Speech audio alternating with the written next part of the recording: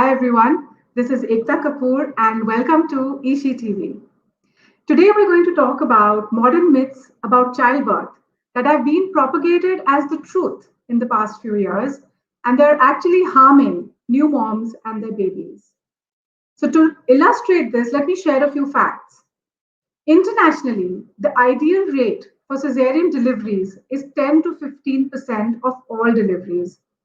In India, this rate used to be 8% in 2005, but in the past few years, it has grown to 20%. That's what the number was last year. In private hospitals, in fact, especially in cities like Delhi, the rate goes up to as much as 54%. So, what is happening? Why are all these new moms suddenly having so many complications that they need surgical intervention at the last minute? Or is there a profit motive behind all this? So, I'm going to talk to two really interesting women today about this and the new myths that have come up in the past few years about childbirth. My first guest today is Neha Misra. So, welcome, Neha, to the show. Thank you so much. I'm happy to be here. Neha is a mother of two. Her daughters are 9 and 6. She's a certified childbirth educator and a birth doula who supports families during pregnancy and birth. She is the founder of BirthSense.in and is the founding member of the Delhi Birth Network, which is a birthing support community in Delhi NCR. So, Neha, I'm very happy to have you here on Ishi TV, and we're going to do a lot of talking about these modern medical myths that have come up. Uh, the second guest today is Megha Khanduja. So, I'm going to add Megha as well. Hi, Megha. Hi Ekta, hi Neha. Megha is an HR professional. She works in Gurgaon. She has two sons. One is 12 and the other one is 2 years old. Her first baby was born through a very traumatic cesarean delivery. So when she conceived the second time, she was determined to have a natural birthing process and a positive childbirth experience. And she did. She's now a childbirth coach in the making. I'm going to talk to Megha about her experience today. So very warm welcome to you, Megha. Welcome to Ishi TV. And Thank you. I'll start my questions with you. After you had your first baby through a cesarean, were Mhm. you told by doctors that you would need to have a C-section the second time as well? Yeah, sure. So, this is how I would like to answer this question. So, first of all, it's a myth that once you have a cesarean, you can't give birth naturally. On the contrary, if you have had a prior C-section and you are planning for another birth, typically you can choose from two options. So either you can go for a repeat C-section or you can plan for a TOLAC in which the labor is allowed to start and progress on its own with a hope for a vaginal birth after cesarean. So as per, even if you read the 2010 ACOG guidelines, it says that a VBAC is safe for most women. But however, doctors have varied views on vaginal birth after cesarean. In my case, one of my greatest fear of not going for a second child was the fear of a repeat cesarean. That was the reason why I never wanted to plan a second pregnancy. But when I did conceive the second time, I was very clear in my head that I want to experience a vaginal birth and I will not go for a planned C-section this time. However, this journey to VBAC was not smooth. So I consulted multiple healthcare providers in Delhi, but none were really giving me a hope that this is something which I can do. On the contrary, I was always injected with fear, of uterine rupture, which could lead to the death of the baby as well. But I think me being me, I didn't lose hope, and finally my efforts paid off. So in my 36th week of pregnancy, I changed my healthcare provider, and I chose Sitaram Bhartiya, which was almost 35, 40 kilometers away from where I used to stay, but I knew that choosing the right healthcare provider is so important, and it's a very important decision I will be making in this whole journey. If I'm driven towards experiencing a positive childbirth experience, so really proximity and distance didn't matter. Hmm, hmm. So you decided that you would go ahead and do your best to have a normal delivery the second time around, a natural birth process. Yes. Yeah. Yes. So what were the precautions that you had to take? How did you train yourself for that, and how did you manage to do that? So I think in terms of precautions, I mean, really not really, I would say precautions, but I can talk about how I prepared myself, right? Hmm. So, Hmm. as I mentioned, I consulted multiple healthcare providers and doctors. I attended childbirth classes, and I must say these childbirth classes were very helpful. I had a friend who is a well-known Lamaze childbirth educator in Delhi. In fact, she agreed to provide me continuous doula support during my labors. And I think apart from that, a good breathing technique, visualization in labor, movement in labor, continuous labor support, and the main thing was that, which gave me confidence, was that nobody was really watching me, right? So I was in a comfortable zone, and I think all of these measures and steps which I took led to a successful vaginal birth after cesarean. Hmm. Hmm. That's like, it's an amazing experience. And for our viewers, Megha has actually written about this experience in Ishi magazine, and you can check that out. I'll add the link along with the Yeah. video. So we'll go over to Neha now. So Neha, we're going to talk about your experience as well.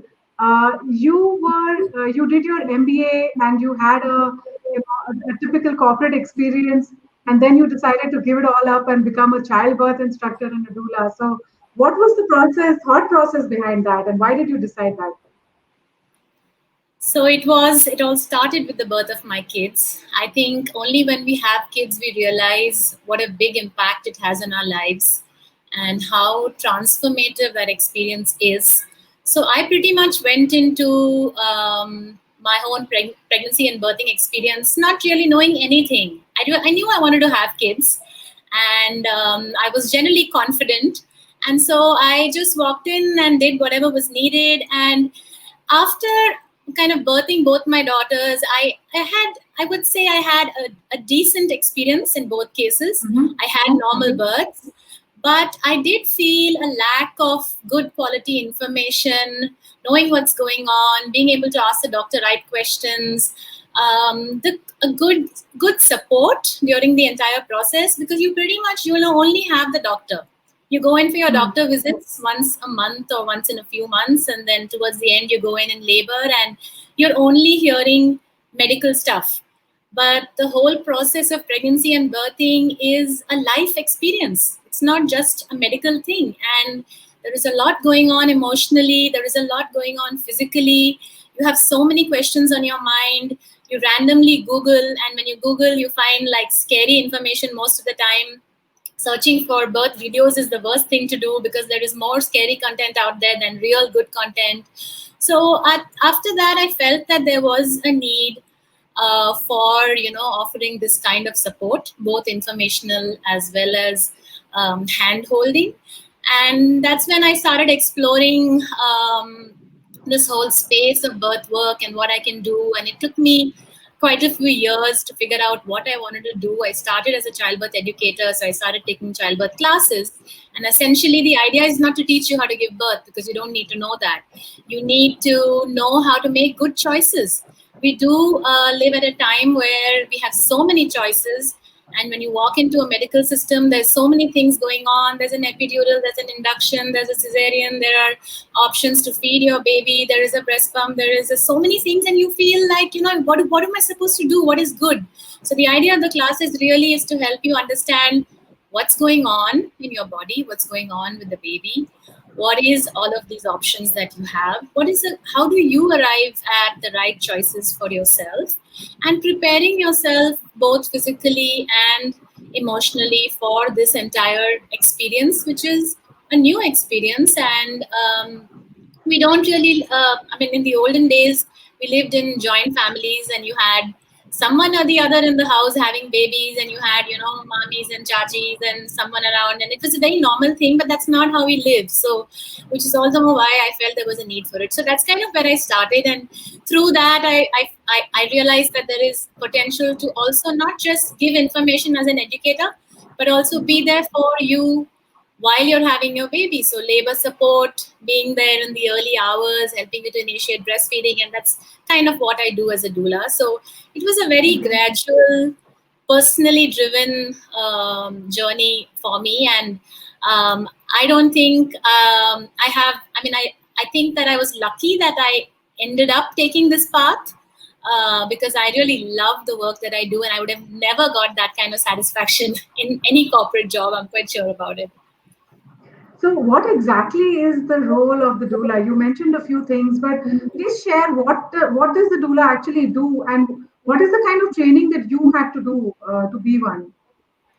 So the word doula is a new word for us in India, but it is probably one of the oldest roles that women have played since centuries. A doula is a birth companion, someone who accompanies the mother through the process of birthing. For the longest time, there was no training. Women apprenticed and they learned, so traditional local dais learned from other women who supported. They watched birthing in their homes and they learned how to support a woman during birth. But now we have a professional training. So I am a certified doula, which means that I've attended trainings to equip me to be able to offer this role better. There are a lot of different trainings out there. It's not a very organized profession.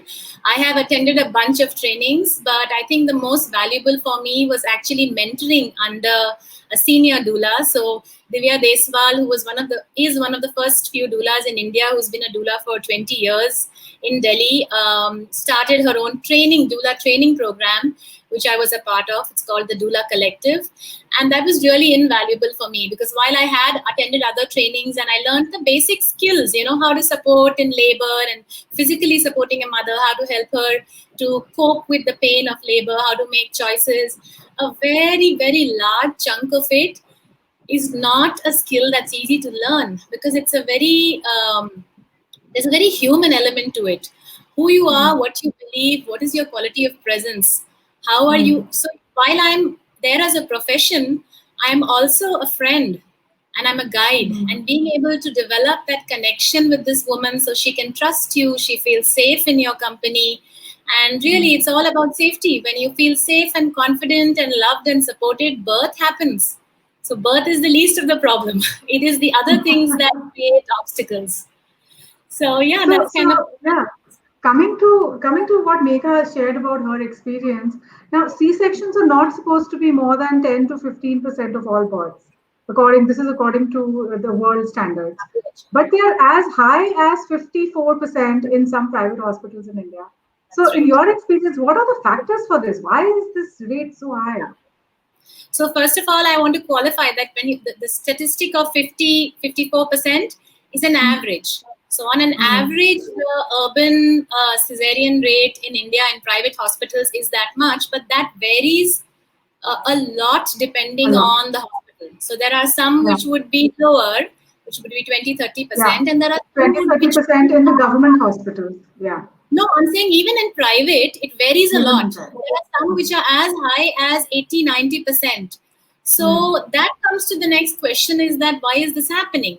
And it is a very complicated answer to that. It is not so straightforward. There are many factors that kind of are involved here. But if I am to simplify it, I think that there are primarily two things. One is a more intrinsic issue, which is that as a society, how do we look at women's bodies? How do we look at our bodies? There is so much of fear associated with the whole birthing process. We aren't very connected with our bodies. We don't have too much body awareness. The whole birthing process is something that almost happens in our kind of thinking mind. But in reality, it's not. We are experiencing it in our body. So somewhere we have moved from being very comfortable with birth to being in a world that doesn't understand birth and can't relate to birth. And that has to do with a lot of cultural reasons, how birth is projected in movies, in media, what are the stories that you hear. You mostly hear scary stories from most of the people you talk to. So that's one big factor, of course. But the other big reason, unlike what a lot of people think, there have been studies to show that it is not actually, women having babies later, or women being less fit nowadays, or not being prepared and stuff like that. Those factors are not as important as one big factor which has been associated to high cesarean rates, and that is the place where you give birth. So what is the approach and what are the practices and protocols being followed in the medical system? In India, we have really only one option, which is to go to a hospital. In a lot of countries, in fact, in Europe, their cesarean rates are pretty low compared to the rest of the world. And that's because they have options. They have, for low-risk healthy women, they don't go to a doctor. They actually go to a midwife. And the kind of care they receive is very different. The entire medical system, which is based on obstetrics, is based on searching for pathology, trying to find problems and addressing them. And that is their skill. Their core skill is to save lives. The reason why we go to a doctor is to ensure that the baby is well and the mother is well. But their skill is not in health and physiology. They do not have that training because that was never the intention. So unlike in a midwifery model of care, where a midwife is trained to support natural physiology, she understands how labor works, she understands what the mother needs, how to support the mother. So there is a systemic issue with the cesarean rate. And even if you remove factors like commercial motivation, yes, that is a partial concern, that obviously cesareans do cost more. And so, corporate hospitals may have an incentive to push for more surgeries, more NICU admissions, but that is not as big as I think it is the way we treat the birthing process. We have medicalized the whole thing. We've made it, and we call a birthing woman a patient. The moment you refer to her as a patient, she's someone sick who needs a doctor to treat her. But really, a majority of women becomes an abnormal conversation. Absolutely. So there is a problem with the perspective, and so it's a complex issue, and it's something that we're just about trying to figure out. There is, in fact, a Change.org petition by Subarna Ghosh, which is asking the government to make it mandatory for hospitals to declare cesarean rates, so that when you go into a hospital, you know what kind of a hospital this is. Like Megha mentioned, she found a hospital which is known to have low cesarean rates. There are some hospitals where you have no idea. And in reality, their cesarean rates are probably 80-90%. And you go to that hospital and you expect to have a natural birth, it's going to be really hard. Actually, let's call Megha back at this point. So Megha, after your experience, what is it that you learned about, all the misinformation that new mothers are fed about the process? Because you've just recently gone through this whole thing, and you're from a C-section, you've now had a normal vaginal birth. So, what did you learn about this whole process? Yeah. So I think what I have learned that birth is a natural process, and a woman's body knows how to give birth. Okay. Of course, no two labors can be the same, but every low-risk pregnant woman should be given the opportunity to give birth the way she wants to. And the fear of pain is not real. Instead, give the right tools to the woman so that she knows how to cope with labor, okay, in the most natural way possible. And I think attending private childbirth classes are a great way to equip a pregnant woman with the right knowledge and the right tools, which will help her making the right decision, not just for herself but also for the baby. So do you think this, Neha briefly talked about the commercialization of childbirth, it's become like it's like an industry, and new mothers are called patients. So do you think this is harming a generation of mothers and babies who've been born in the past couple of decades? So Yes, I certainly have, a viewpoint on this. So I think fear mongering among new mothers or pregnant women uh, is a profitable business. Okay, a parent, Mm-hmm. and okay, now understand or see this from a parent's point of view, right? A parent will always stand at a crossroad of perfection and fear, and that's when they open themselves to being preyed by many, right? So you can yourself see today that too many C-sections are being performed for babies that are misdiagnosed as being too big to be birthed naturally, right? So you have these new fancy medical products which can diagnose every poop, every snooze, of a baby inside you. Okay, what's all this? It's profiting directly or indirectly from the fear of this pregnant women. In fact, the World Health Organization states that the ideal C-section rate should anywhere be between 10 to 15% of all the Right. births. But a C-section is a surgical process, and one that has many risks involved, both for the mother and for the child as well.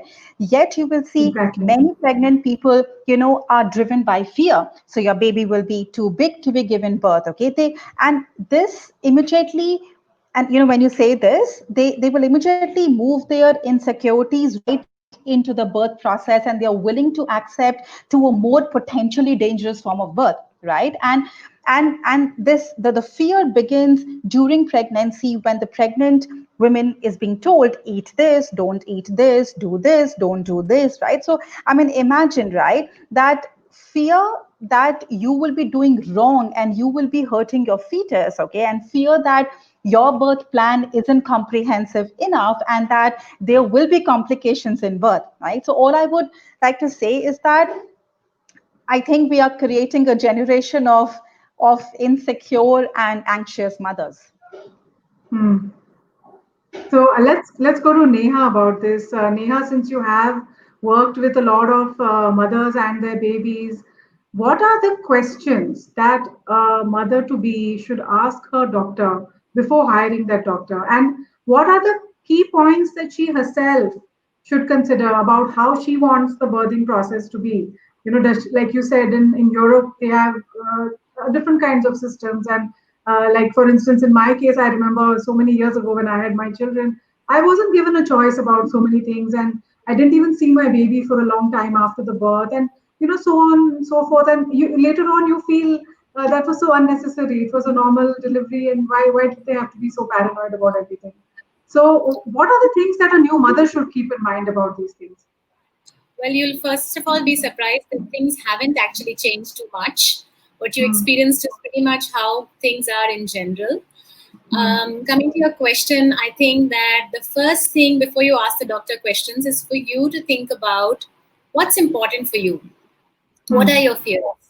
Are they warranted? Get some Hmm. information, like Megha said, a good independent childbirth class. Why independent? Because when it's a class that's by the hospital, they're giving you Hmm. specific information that would benefit them. But if it's by an independent childbirth educator, you get objective information. So you can look at this and decide what do you think is right for you. And the truth Hmm. is that we are all different. There are some of us who truly deeply believe that a natural birthing process is the best and we want that and we're going to make an effort to make that happen. There are some of us who are deeply afraid and are traumatized by whatever stimuli we have experienced and are not able to get rid of those fears in spite of having all the information. And there are some women who just do not want to deal with this. They want to have a cesarean because there are reasons for it. They may have had abuse in the past. There could be some significant sexual trauma, or there are some real reasons why some women do not want to go through this birthing process. Maybe it's an unwanted Hmm. child. So we have to acknowledge that every person is different. So the first question is to think about who you are, what do you want? When Hmm. you have some sense of clarity on what you want, that's when you Hmm. look for a care provider who fits that. So when you go to Hmm. a doctor, you try and find out what is this doctor's philosophy of birth. Hmm. What is the approach that this doctor takes? What is the cesarean rate of this doctor? What is this doctor's view on why cesareans may be needed? How frequently does this doctor induce her patients? What is her Hmm. view on pain? Does she feel that the only way to deal with pain is to have an epidural, or does she believe that women are capable and there is a way in which they can deal with labor without medication? So all of these questions will give you a sense of the doctor's philosophy. And then the next thing is that trying to look at whether this particular care provider makes you feel good. And the word feel here is really, really important. Your intuition really guides you to safety. Another good thing to do is to speak to a few women who have birthed with this doctor. What was their experience like? What are the things that, what happened in their birth? So that gives you a third person's perspective on how this doctor or this hospital approaches the birthing process. So, in your experience, what are the major medical myths that have been propagated in the past few years about childbirth? And what are these main reasons that are given to even healthy mothers that you will need to go for a cesarean at the last minute? Yeah. So I think the first one is that, like I said, the whole condition of pregnancy is considered to be risky. And giving birth is considered to be a very complicated, almost life-threatening scenario for the mother and baby, which is a huge misconception, because birthing is a natural physiologic process of our body. Just like we know how to digest food, we know how to breathe. Similarly, we do have coded in our DNA the entire process of birthing. And so it is not a life-threatening, complicated scenario for a majority of women. There may be some women who have pre-existing health issues, where all it means is that you will be watched more closely. Your indications of health will be monitored more frequently. But that doesn't make birthing so scary and so like something that you have to fix. That's first of all the really big misconception I think that's there. The second one I would say is about labor pain. So there's a huge misconception about how painful and traumatic and unimaginable labor pain is. I've heard people say that it feels like breaking 200 bones at the same time. Obviously, if anyone tells you that, you're going to freak out. So, it's just the narrative around pain is so scary that the thought of labor to a lot of women is like, I can't do this. And then I've heard even some doctors say that, yeah, it's really bad. And, I think you should just have an epidural the moment you feel contractions. And there you go. Whatever little bit confidence you had is again crushed. Again, which is where a good childbirth class will help you understand how labor works. Why do we have pain in labor? If it is a natural process, if the survival of our species depends on labor and birth, why is it so hard? So there's obviously something we're missing there. So understanding that, understanding what pain is, understanding how to deal with pain, how to cope with it, significantly improves your ability to deal with it. Pain is pain, but how you perceive pain and how you deal with the pain is really in your control. So that's the other big area. And I think the third one is the fact that the birthing process is risky for the baby. Don't take a chance. Just have a cesarean. That's another common thing, especially couples who have had an IVF conception. There is this way in which it's presented, like, they say that this is a really precious baby. Don't take a chance and have a cesarean. The way this information is presented, what it tells you is that the birthing process is inherently risky, while a cesarean is a very risk-free process, which is a misrepresentation. Both processes have their own benefits and risks. And depending on the situation and the medical requirement, if you need a cesarean, then you need a cesarean because the benefits outweigh the risk. But that doesn't mean that birthing is risky. The birthing process is designed to support the mother and the baby. So I think these are the real medical sort of misconceptions around birth. Okay, so let's hear Megha's experience as well. So Megha, what was your experience and what is that biggest urban medical myth about childbirth that now you've realized is not true? So there are many actually.